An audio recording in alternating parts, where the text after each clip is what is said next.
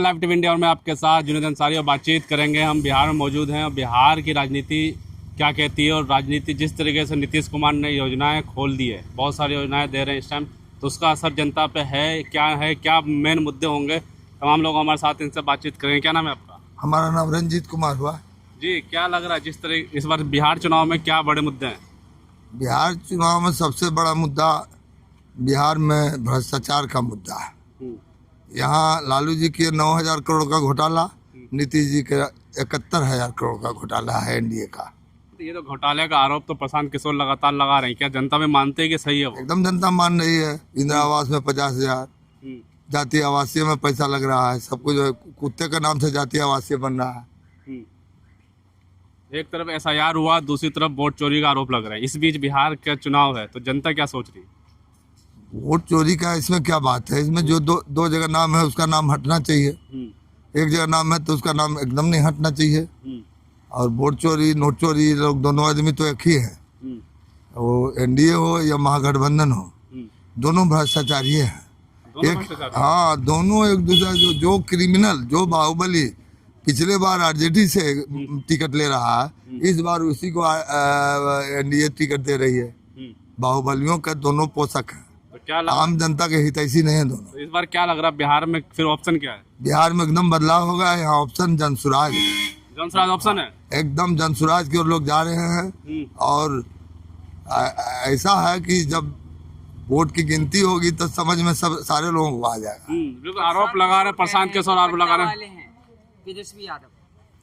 सर्वप्रथम तो आज देखिए नवरात्रा का पहला दिन है। इस अवसर पर मैं बिहार के सभी जनता जनार्दन को बहुत बहुत बधाई देता हूं, शुभकामनाएं देता हूं जनसुराज पार्टी की तरफ से। और जो बिहार में बता रहे हैं आपको, बिहार में एक पार्टी का नहीं है, एनडीए और जो यूपीए है दोनों में समानांतर है। आप राजद में भी देखिए तो राजद में तो कार्यकर्ता से लेके, नेता से लेके राष्ट्रीय अध्यक्ष तक के घर में अपराधी पनपते हैं। अपराधियों का संरक्षण स्थल है, माफियाओं का संरक्षण स्थल है, वहाँ से अपराध का ट्रेनिंग सेंटर है। लालू परिवार का जो घर है ना, अपराधियों का ट्रेनिंग सेंटर है, माफिया का ट्रेनिंग सेंटर है। वहाँ फिक्स किया जाता है, तुम प्रखंड अध्यक्ष हो तो तुमको कितना कमीशन पर महीने कितना पैसा पार्टी को देना है, विधायक हो तो तुमको कितना पैसा लालू परिवार में ये है। तो एकदम सही बात है। देखिए मैं बताना चाहता हूँ, आज बिहार भाजपा जो है वो आरजेडी पार्ट 2 है। वहाँ पे सब लौंडे के नाच देखने वालों का भर्ती हुआ है भाजपा में। सम्राट चौधरी का लीजिए, जायसवाल जी का लीजिए, जितने आए हैं सब वहाँ बौरो प्लेयर हैं। भाजपा का उसमें कितने लोग हैं जो पुराना भाजपाई हैं, कोई राजद से आए हैं, कोई कांग्रेस से आए हैं, कोई इधर से आए हैं, कोई उधर से आए हैं। तो आप देखिए होगा उनका बात करने का रह जाए। सम्राट चौधरी जब भी मुंह खोलता है तो लगता है कौवा बोल रहा है। लेकिन सम्राट चौधरी का प्रशांत किशोर नाम कुछ और हाँ तो लौंडा सही बताएं, यहीं पे हरिहर चेंबर है, वहीं पे दिन भर लौंडेबाजी करते थे, लड़कियों को छेड़ता था। उसमें गलत क्या है? हमारे गांव का हरिहर चेंबर है और जिसके साथ हम नाम नहीं बताएंगे, हमारे दिवंगत हो गए हैं, तो दिन रात वहीं पे दारू पीता था। आज भी वो लौंडा नाच करवाने वाला है। तो बिहार में जो आप देख रहे हैं भाजपा जो है ना, नरेंद्र मोदी जी जो, या भाजपा जो सैद्धांतिक बात करती थे, यहाँ पे भाजपा में किस स्तर का नेता है? पहला भ्रष्टाचारी है, दूसरा माफिया है, तीसरा जितने भी हैं राजद से आए हुए, हर कर्म करके यहाँ पे आए हुए। तो डीएनए उनका वही है, घोटालेबाज का है, भ्रष्टाचार का है, अपराधी का है, महिलाओं के साथ छेड़खानी का है। तो पार्टी बदलने से थोड़ी उनकी आत्मा बदल जाता है। बीजेपी तो कहते हैं ना भ्रष्टाचार मुक्त करते हैं, मोदी जी जितनों को भी लाते हैं सब भ्रष्टाचार मुक्त है, कोई भ्रष्टाचार नहीं करता। तो भाजपा मोदी के साथ रहते हैं, भ्रष्टाचार कैसे कर रहे हैं लोग? देखिए आज बिहार में सबसे ज्यादा आम जनता को, चाहे वृद्धा पेंशन हो, चाहे आवासीय हो, चाहे जाति प्रमाण पत्र बनाना हो, चाहे आपको नाम चेंज कराना हो, जमीन का है।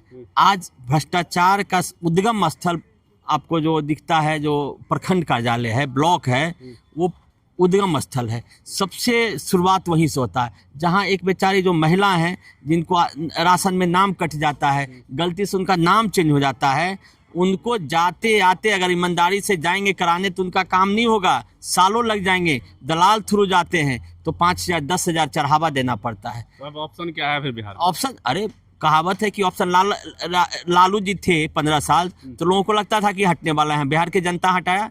देखिए बिहार की धरती ऐसा है कि यहाँ पे जब जब कोई सर अहंकारी बना है तो बिहार की धरती चकनाचूर किया है। जब इंदिरा गांधी अहंकारी हो गई थी तो यही बिहार के धरती से जेपी और राम मनोहर लोहिया ने आंदोलन किया था और सन 77 में इंदिरा गांधी को गद्दी से उखाड़ फेंका था। ये बिहार की धरती है। लालू यादव जी का उखाड़ के फेंकेंगे, कौन आएगा फिर? 2 सेकंड। लालू यादव जी 90 से 2005 तक अपने आप को शहंशाह समझते थे कि हम जो करेंगे वही सही है। आज 2005 में उनका मटिया मिट हुआ और 15 साल से विपक्ष की राजनीति 20 साल से है। बिहार की जनता देखिए देर से जागता है, जब जागती है बिहार की धरती तो आप इतिहास उठाइए, मुगल काल से लेकर अंग्रेजों से लेकर बताइए ना कि अभी क्या अभी आएगा। जनसुराज की सरकार आ रही है, जनसुराज लोगों के दिल में जा रहा है और हम लोग का प्रयास है कि हमें जाति पे गर्व नहीं होना है, हमें बिहारी होने पे गर्व है। सम्राट चौधरी, संजय जायसवाल, अशोक चौधरी, पांडे, प्रशांत किशोर जो आरोप लगा रहे हैं, अब मानहानि का केस संजय जायसवाल ने, अशोक चौधरी ने कर दिया। अरे मानहानि का केस का तो ऐसा होगा भैया, राह चलते आप मानहानि का केस कर दो। वो मानहानि का केस कोई मायने नहीं रखता है और मानहानि सही है। अशोक चौधरी का बताइए, अशोक चौधरी ने अपने परिवारवाद का जो सीमा है, आप पूरे हम तो बोलते हैं हिंदुस्तान नहीं पूरे वर्ल्ड में ऐसा कोई नहीं होगा जिस तरह अशोक चौधरी ने अपने परिवार का सीमा का लांघन किया है। आप बताइए, खुद कहाँ था? कांग्रेस में था, खुद कौन से और पार्टी में था, अभी किस में है? जदयू में है। बेटी देखिए कौन से पार्टी से चुनाव लड़ी और बेटी दामाद किसको बनाया। तो अशोक चौधरी को तो पूरे परिवार का ही घोटाला है। उसके बाद प्रॉपर्टी का घोटाला है। उनका प्रॉपर्टी ये परिवार में ऐसा घालमेल हो गया है ना, जैसा आपको कोई कोफ्ता बनता है ना वैसा हो गया है। कौन क्या है पता ही नहीं चल रहा। उनके समाज वाले भी कंफ्यूज हैं कि भैया ये दबाव डालेंगे बीजेपी पर। एक सेकंड, उनके जो समाज दलित समाज का जो नाम लेते हैं ना, बेचारा दलित समाज ही कंफ्यूज है कि भैया दामाद कोई है, बेटी कहीं से लड़ रहा है, अपना कोई है। तो उनका सबसे पहला जो दलित अपने को बेटा बताते थे ना, तो सबसे पहले उनके अपने दलित वर्ग ही उनको पूछना चाहता है कि भैया तुमने बेटी किससे शादी किया, तुम्हारा बेटी का हस्बैंड कौन है, ससुर कौन है। तो ये तो एक अलग पर्सनल मुद्दा हो गया। सवाल यह है कि नीतीश कुमार जी देखिए, हम लोग को नीतीश कुमार जी पे भरोसा है। देखिए नीतीश कुमार जी जब तक उनका, देखिए नीतीश कुमार जी हमारे ग्रामीण हैं, हम बख्तियारपुर विधानसभा से आते हैं, हम लोग के गार्जियन हैं। नीतीश कुमार जी उम्र के कारण, बीमारी के कारण उतना अभी आपको देख रहे होंगे कि उतना एक्टिव नहीं है और उसका फायदा जो जितने भ्रष्टाचारी है नीतीश कुमार बीजेपी पर जरूर बीजेपी के, अरे उनके पार्टी में है ना।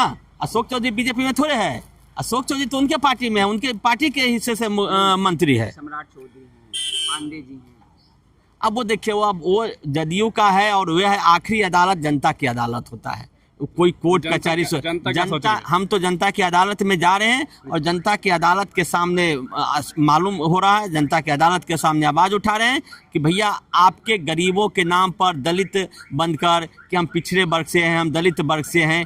आज दलितों का बेटा वहीं के वहीं है, दलितों का बेटा, पिछड़ों का बेटा, अन्य बिहारी आज 10,000 के नौकरी के लिए बिहार से बाहर जा रहे हैं और उनके बेटी जो अभी 25 साल की उम्र हुई होगी कि नहीं, अपना बेटी को सांसद बना के रखे हुए, खुद मंत्री पद लिए हुए हैं।